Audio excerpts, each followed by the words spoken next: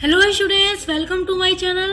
सो student, जैसा कि आप लोग अपने बीए सेकेंड ईयर के फोर्थ सेमेस्टर में अगर इंग्लिश लिटरेचर पढ़ते हैं तो आज की वीडियो में मैं लेकर आ गई हूँ आपके फोर्थ सेमेस्टर का न्यू सिलेबस, जो एनईपी 2020 के अकॉर्डिंग आपके फोर्थ सेमेस्टर जो इंग्लिश का नया सिलेबस है वो मैं आज की वीडियो में आपको बताऊंगी कि आपकी कितनी यूनिट्स हैं, कौन कौन से टॉपिक हैं जो आपको अपने फोर्थ सेमेस्टर इंग्लिश में पढ़ना है। तो देखिए, आपका जो फोर्थ सेमेस्टर इंग्लिश है उसका टाइटल है इंडियन लिटरेचर इन ट्रांसलेशन, यानी कि आपको इसमें ट्रांसलेशन के बारे में पढ़ना है। इंग्लिश का जो भी ट्रांसलेशन है उसकी हिस्ट्री, सारी चीज़ें आपको अपने फोर्थ सेमेस्टर में पढ़नी है। देखिए, मैंने आपके first semester, second semester, third semester सभी के सिलेबस अपलोड किए, सभी की क्लासेस कराई।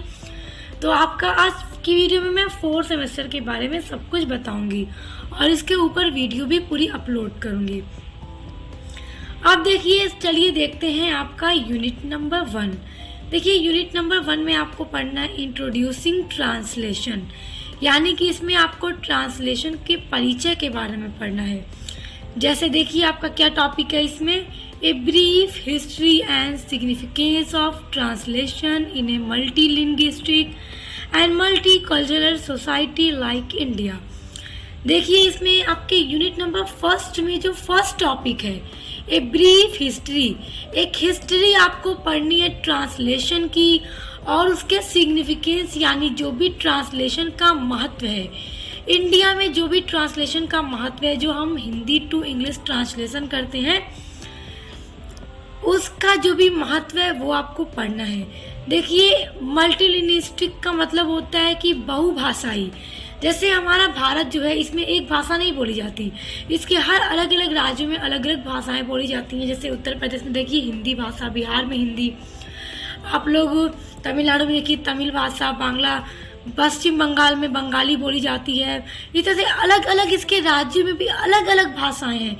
तो अगर आप साउथ इंडिया चले जाएं तो आपको वहाँ की लैंग्वेज समझ में नहीं आएगी, और आप हिंदी बोलेंगे तो वहाँ के लोगों को आपकी लैंग्वेज समझ नहीं आएगी।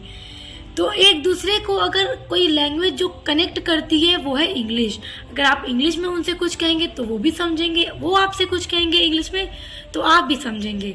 यानी कि हमारा भारत एक ऐसा देश है जहाँ के हर राज्य में अलग अलग भाषाएं बोली जाती हैं, और उन सभी को कौन सी लैंग्वेज कनेक्ट करती है, इंग्लिश लैंग्वेज। वो अपनी बात को इंग्लिश में ट्रांसलेट करके आपको बता देंगे, आप अपनी बात को इंग्लिश में ट्रांसलेट करके उनको बता देंगे, तो इसलिए आप लोग सबकी लैंग्वेज समझ जाएंगे, सबकी बातें समझ जाएंगे। तो ये brief history and significance of translation, India में ट्रांसलेशन का जो हिस्ट्री है वो और उसके महत्व को पढ़ना है। देखिए, मल्टीलिंग्विस्टिक मतलब होता है बहुभाषाई, यानी जहाँ पर अलग अलग तरह की भाषाएं बोलने वाले लोग रहते हैं। एंड मल्टी कल्चरल, जो कि हर तरह की संस्कृति यहाँ की सोसाइटी में है। इंडिया में अलग अलग जगहों पे अलग अलग कल्चर और अलग अलग लैंग्वेज, तो उनके बारे में और ट्रांसलेशन के महत्व के बारे में ये आपको यूनिट नंबर 1 के फर्स्ट टॉपिक में पढ़ना है। अब देखिए, सेकेंड टॉपिक है आपके यूनिट नंबर 1 का literal translation versus free translation. देखिए, लिटरल ट्रांसलेशन क्या होता है, जैसे कि आप अगर चलिए मान लेते हैं साउथ इंडिया गए हैं, वहाँ पर आपसे किसी ने अपनी लैंग्वेज में कुछ कह दिया, आप उसको आप समझ नहीं पाए, तो वो आपको उसका पूरा ट्रांसलेट करके अगर बताए एक एक वर्ड की मीनिंग। जैसे कि इंग्लिश का ही एग्जांपल ले लेते हैं, अगर आपसे किसी ने इंग्लिश में कुछ कहा और आप उसको अगर समझ ना पाए तो उसको हिंदी में एक एक वर्ड को ट्रांसलेट करके आपको हिंदी में समझाए, एक एक वर्ड की एकदम एग्जैक्ट मीनिंग बता कर, तो वो लिटरल ट्रांसलेशन होता है। और फ्री ट्रांसलेशन का मतलब, अगर आपने किसी से कोई बात इंग्लिश में कही और वो अपने हिसाब से आपने जो कहा उसको समझ लिया इजीली, तो वो फ्री ट्रांसलेशन होता है। यानी यहाँ पर आपको एकदम एक एक वर्ड की एग्जैक्ट हिंदी में मीनिंग बताने की जरूरत नहीं पड़ती, तो वो फ्री ट्रांसलेशन होता है। तो ये सारी चीजें आपको पढ़नी है यूनिट नंबर 1 में। अब आ जाते हैं आपके यूनिट नंबर 2 में। यूनिट नंबर 2 में आपको पढ़ना है using tools of technology for translation. देखिए, tools of technology for translation, क्योंकि देखिए अब आज के टाइम में बहुत तरह तरह के टूल्स हैं, एप्स ऐसे हैं जिनमें आप इजीली किसी भी लैंग्वेज को ट्रांसलेट कर सकते हैं। किसी भी लैंग्वेज में आप हिंदी को इंग्लिश में, इंग्लिश को हिंदी में, तमिल को इंग्लिश में, किसी भी लैंग्वेज को बस आप बोल देंगे, स्पीक करेंगे और वो ट्रांसलेट होकर आपके सामने आ जाता है। तो उन सभी चीज़ों के बारे में आपको पढ़ना है यूनिट नंबर 2 में। जैसे देखिए कंप्यूटर मोबाइल ट्रांसलेशन, जैसे कि आपके मोबाइल में, आपके कंप्यूटर में अलग अलग ऐप्स होंगे जिनके थ्रू ट्रांसलेट आप कर सकते हैं। सॉफ्टवेयर और translating different kind of text with differencing level of complexity and for transliteration. जैसे देखिए ट्रांसलेट को करने में, किसी भी लैंग्वेज को अगर किसी अदर लैंग्वेज में ट्रांसलेट करना है तो उसको ट्रांसलेट करने में जो भी सॉफ्टवेयर है, जो भी टेक्नोलॉजी है, जो भी ऐप्स हैं मोबाइल कंप्यूटर में, तो जो भी वो भूमिका निभा रहे हैं ट्रांसलेशन में, उन सभी के बारे में आपको डिस्कस करना है यूनिट नंबर 2 के अंदर। तो आई होप आप यहाँ तक समझ गए होंगे। देखिए आपको अपने इस 4th सेमेस्टर में सिर्फ ट्रांसलेशन के बारे में ही पढ़ना है। आइए अब देखते हैं यूनिट नंबर 3। यूनिट नंबर 3 में आपको फिक्शन पढ़ना है। जैसे रविन्द्रनाथ टैगोर का है, आप देखिए fiction the home and the world, ये नावल है। तो देखिए इसको ट्रांसलेट किया है सुरेंद्रनाथ टैगोर ने, तो ये आपको पढ़ना है। और उसके बाद है अमृता प्रीतम का पिंजर, ये आपको पढ़ना है। और देखिए ये कहाँ से पब्लिश्ड हुए, न्यू दिल्ली तारा प्रेस से ये पब्लिश्ड हुआ है। अब देखिए यूनिट नंबर 4 है आपका पोएट्री, यानी 3rd में आपका नॉवेल, 4th में आपका पोएट्री आपको पढ़ना है। तो जो जयशंकर प्रसाद का आंसू है ये आपको पढ़ना है इसमें, जिसको इंग्लिश में ट्रांसलेट किया गया है तो उसका नाम है द गार्डन ऑफ लॉनलीनेस, जिसको ट्रांसलेट किया है चार्ल्स S.J. वाइट ने। और ये पब्लिश कहाँ से हुआ है, दिल्ली मोतीलाल बनारसी दास से। तो ये यहाँ से पब्लिश हुआ, ये आपको बताया जा रहा है, इस तरह से आप समझिए। तो आपको इसमें और देखिए एक कबीर का द इंग्लिश राइटिंग्स और रविंद्रनाथ टैगोर। तो देखिए यूनिट नंबर 4 में पोएट्री में आपको 2 पढ़ना है, जयशंकर प्रसाद का आंसू और एक कबीर का। अब आ जाते हैं आपके यूनिट नंबर 5 पर। यूनिट नंबर 5 में आपको पढ़ना है शॉर्ट फिक्शन। देखिए शॉर्ट फिक्शन का मतलब जो स्टोरी होती है वो आपको पढ़ना है। जिस तरह आप लोगों ने 1st सेमेस्टर में शॉर्ट स्टोरी पढ़ी है ना, उसी तरह से स्टोरी यहाँ पर आपको पढ़ना है, शॉर्ट फिक्शन। और ऊपर जो यूनिट 3 में आपका था फिक्शन, वो नॉवेल था। फिर आपने 4th में पोएट्री पढ़ना है और यूनिट नंबर 5 में आपको शॉर्ट फिक्शन यानी स्टोरी पढ़नी। इसमें यूनिट नंबर 5 में आपका पहला जो फिक्शन है शॉर्ट फिक्शन वो है भीष्म साहनी की स्टोरी अमृतसर आ गया, ये आपको पढ़ना है।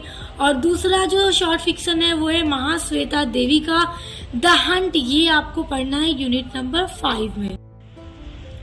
अब आ जाइए यूनिट नंबर 6 में। यूनिट नंबर 6 में आपको ड्रामा पढ़ना है, जिसमें मोहन राकेश का ड्रामा है आधे अधूरे, ये आपको पढ़ना है, जो कि इंग्लिश में आपका ट्रांसलेट है हाफ वे हाउस, ये आपको पढ़ना है। उसके बाद दूसरा जो ड्रामा है वो है विजय तेंदुलकर का ड्रामा कन्यादान। तो ये 2 ड्रामा जो आपको अपने यूनिट नंबर 6 में पढ़ना। तो देखिए स्टूडेंट्स, आई होप आपका यूनिट नंबर 6 तक पूरा क्लियर हो गया होगा आपको क्या क्या चीजें पढ़नी है। अब आ जाते हैं आपके यूनिट नंबर 7 में। यूनिट नंबर 7 में आपको पढ़ना है ट्रांसलेशन प्रैक्टिस। देखिए स्टार्ट में ही मैंने आपको बता दिया था कि जो आपका पूरा सिलेबस है, इसका जो टाइटल है वही है इंडियन लिटरेचर इन ट्रांसलेशन, जिसमें आपको सारी चीज़ें ट्रांसलेशन के बारे में पढ़नी है, ट्रांसलेशन की हिस्ट्री, ट्रांसलेशन का जो सिग्निफिकेंस है हमारी लाइफ में, इंडिया में, सारी चीज़ें पढ़नी है। तो आप लोग तो जानते ही हैं उसका क्या सिग्निफिकेंस है, जैसे कि मैंने आपको भी बता दिया था कि अगर आपको अपने इंडिया में ही अगर आप साउथ में चले जाएं तो आपको वहाँ की लैंग्वेज समझ नहीं आएगी, वहाँ के लोगों को आपकी नहीं आएगी। तो इंग्लिश ही एक लैंग्वेज है जो एक दूसरे से हमें कनेक्ट करती है, जोड़ती है। आप इंग्लिश के थ्रू किसी भी लोगों से इजीली बातचीत कर सकते हैं, कम्युनिकेशन कर सकते हैं और अपनी बात आसानी से उनको बता सकते हैं। तो इसमें आपको यूनिट नंबर 7 में ट्रांसलेशन प्रैक्टिस, जिसमें ट्रांसलेशन करने के बारे में पढ़ना है और आपके पेपर में दिया भी जाएगा ट्रांसलेट करने के लिए। देखिए इसमें आपको देगा 1 पैसेज फॉर ट्रांसलेशन, एक पैसेज दिया जाएगा, ट्रांसलेट करना होगा आपको हिंदी टू इंग्लिश, यानी हिंदी में आपको पैसेज दिया जाएगा। जैसे कि प्रोज में पैसेज होता है जिसको हिंदी में गद्यांश बोलते हैं, तो पूरा एक प्रो पैसेज दे दिया जाएगा, पैसेज प्रोज का, और आपसे कह दिया जाएगा कि इसको ट्रांसलेट कीजिए हिंदी टू इंग्लिश। तो आप इजीली इसको कर लेंगे। और देखिए ये काफ़ी सिंपल भी होता है, आप लोगों ने ये पढ़ते आए हैं। देखिए ये सारी चीज़ें हम बचपन से पढ़ते आ रहे हैं, हमने पढ़ा है, आपने भी पढ़ा है, क्लास में टीचर ने आपको पढ़ाया होगा, आपने पढ़ा भी। और जो भी ग्रामर के रूल हैं, ग्रामर के, और जो भी टेंस है, 3 तरह की सारी चीज़ें पढ़ी होंगी, जो भी चीज़ें उस पर यूज़ होती हैं, जिनके थ्रू ट्रांसलेट करने में जो सारी चीज़ें हमारी हेल्प करती हैं, जो भी उसके मॉडल होते हैं। तो आपको फिर से समझ लीजिए कि अपने बचपन में जाना और फिर से ट्रांसलेट करने के बारे में सीखना है, मगर यहाँ एग्जाम में आपको थोड़े लंबे लंबे पैसेज दिए जाएंगे जो आपको ट्रांसलेट करने होंगे हिंदी टू इंग्लिश। और देखिए इसमें दूसरा है 1 स्टैंजा फॉर ट्रांसलेशन। स्टैंजा का मतलब आपको एक पूरा पोएम का, पोएट्री का स्टैंजा दे दिया जाएगा हिंदी में, और अब कह दिया जाएगा ट्रांसलेट कीजिए हिंदी टू इंग्लिश। यानी कि जो हिंदी में आप पोएम पढ़ते हैं ना, कविता हिंदी में, वो आपको कविता आपके पेपर में दे दी जाएगी इंग्लिश के, और कह दिया जाएगा आप इसको हिंदी से इंग्लिश में ट्रांसलेट कीजिए। तो देखिए पोएट्री को तो हिंदी से इंग्लिश में ट्रांसलेट करना थोड़ा मुश्किल है, लेकिन पैसेज को हिंदी से इंग्लिश में करना मुश्किल नहीं है, क्योंकि मैं सारी जब आपकी क्लास करवाती हूँ इंग्लिश लिटरेचर की, तो सारी चीज़ें मैं एक एक वर्ड बाय वर्ड बताती हूँ। तो जब आप सारी क्लासेस करेंगे ना, तो आपको उससे काफ़ी चीज़ें आने लगेंगी और आप easily Hindi to English translate कर लेंगे। और जो आपको कविता दी जाएगी, कविता स्टैंजा दिया जाएगा हिंदी से इंग्लिश में करने में, उसमें थोड़ा सा मुश्किल होगी, लेकिन आप इसको करने लगेंगे तो ये भी आपके लिए इजी हो जाएगा। तो यहाँ पर आपको पूरी ट्रांसलेशन की प्रैक्टिस करनी होगी यूनिट नंबर 7 में। अब आ जाते हैं यूनिट नंबर 8 में। यूनिट नंबर 8 में भी आपका ट्रांसलेशन प्रैक्टिस ही है। इसमें भी आपको 1 पैसेज फॉर ट्रांसलेशन दिया जाएगा, एक पैसेज दिया जाएगा इंग्लिश में, इसमें दिया जाएगा, और आपको ट्रांसलेट करना होगा हिंदी में। और देखिए एक स्टैंजा दिया जाएगा इंग्लिश में, उसको ट्रांसलेट करना होगा हिंदी की कविता में। यानी कि जैसे स्टूडेंट्स आपकी पोएट्री यूनिट नंबर 4 में आपको पोएट्री दी गई है ना, जयशंकर प्रसाद का आंसू, तो आंसू से आपको हिंदी में कोई उसका एक स्टैंजा उठाकर दे सकता है पेपर में और कह देगा ट्रांसलेट हिंदी टू इंग्लिश। तो हिंदी से उसको इंग्लिश में कन्वर्ट करना होगा, ट्रांसलेट करना होगा। या फिर वही आंसू का स्टैंजा इंग्लिश में दे दिया जाएगा और कहा जाएगा अब इसको हिंदी में ट्रांसलेट कीजिए।